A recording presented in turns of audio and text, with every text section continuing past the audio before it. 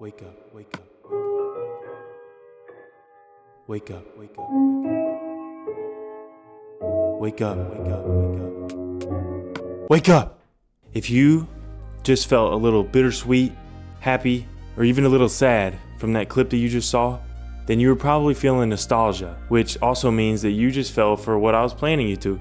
Now, if you didn't feel nostalgic from the clip that you just saw, then honestly, you're probably not the right demographic for this video. But I'm hoping this video finds the right audience. Now, if you are the right audience, then you just got hooked on my nostalgia bait. Nostalgia bait. Pulling in old characters / concepts and ideas from classic movies / TV shows and putting them into new media to sucker in their fans and make them believe something is good because familiar is there. Now, that sounds pretty straightforward, but how does it work so well? Familiar faces and sounds trigger stored emotional memories. So you're not just remembering how Minecraft was back then, you're more remembering who you were while you were playing it back then.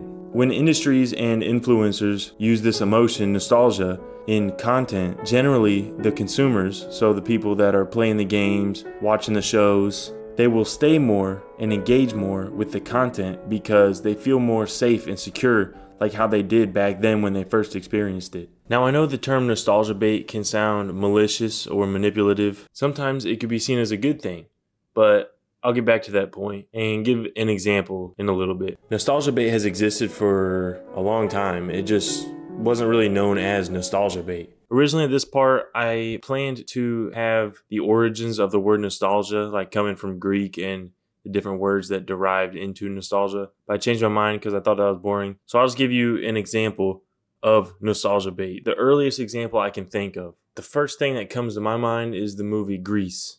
This movie was released in 1978, but it was set in the 1950s. So naturally, part of the target audience is the actual people who lived in the 50s and experienced it. That's why this could be considered nostalgia bait. But one reason I consider this a respectable example of nostalgia bait is because they painted the 50s in more of like a positive light, if you will. In actuality, the 50s had Cold War anxiety, segregation, strict gender roles, but the movie Grease focused on the positive things like the cool cars, the leather jackets, and the third thing that I can't think of, but you get the point. It was definitely appealing to the people that actually grew up in that era, but it's crazy because it also felt nostalgic to people who didn't even get to experience it. Once again, I'm not saying that Grease uses nostalgia bait maliciously, but there's definitely intent for them to get the same people from back then that would understand the references that they make in the movie. Of course, all of entertainment is trying to make money, but what matters is if there's anything new to add that gives it more meaning, like this movie really does. Nostalgia bait being used could be very effective depending on when it's done. The cycle isn't the same for everything, but what happens is, things come and go. They get popular, then they get too popular, and then they die down, and then some time passes, and then people miss those things, and then they become ironic, and then they become popular again. If you look at like Vine sound effects, like the bruh, it was everywhere. It was funny, and then Vine shut down. And the same Vines were used over and over in Try Not to Laugh challenges, but nothing new came up with that sound. But then you go forward a few years, and the bruh sound started coming back up slowly but surely. But this time it was used more ironically. And then as it kept getting used more and more, it's becoming more and more mainstream, even more than before. For me, it's literally built into my vocabulary. I can't help but say bruh sometimes, and I know some people watching this can relate. I mean, it's just what a lot of people say as a reaction now. But that's not even bait, that's just how it came back around naturally. With that being said, some franchises try to use this effect to bring things back, but they either do it way too early or the completely wrong way. In my opinion, one that did it wrong the completely wrong way was the new Space Jam movie.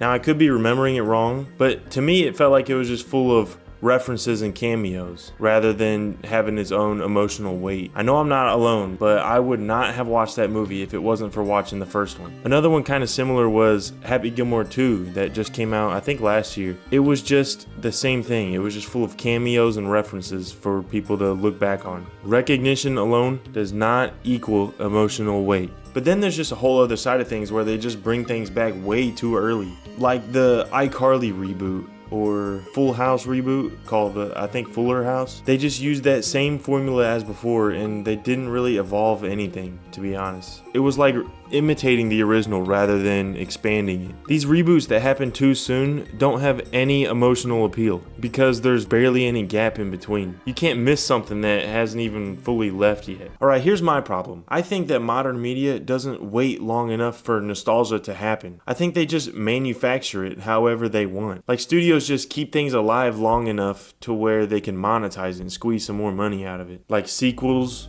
reboots, live action remakes, well-known characters making their grand return. It's a safer investment for them because nostalgia is predictable. You know, if people love something once, there's gonna be a good chance that they're gonna love it again and pay to see whatever the new thing is.